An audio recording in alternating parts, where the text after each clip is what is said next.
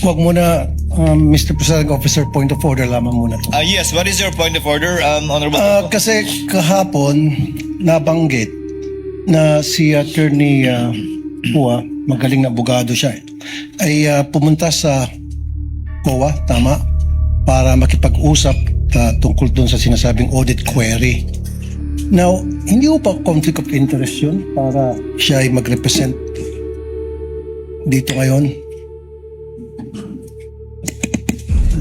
sa natin, pinag-uusapang confidential funds when in fact, siya mismo pumunta doon sa COA office para makipag-usap sa kanila.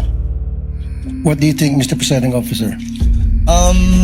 The respondent in this case, Senator Judge Tulfo, is the Honorable Vice President, Sara Zimmerman Duterte. Attorney Poa, although he served under the office of the Vice President, I believe, and even under DepEd, is not a named respondent to this case. And in fact, is one of the lawyers, as you can see, of the respondent.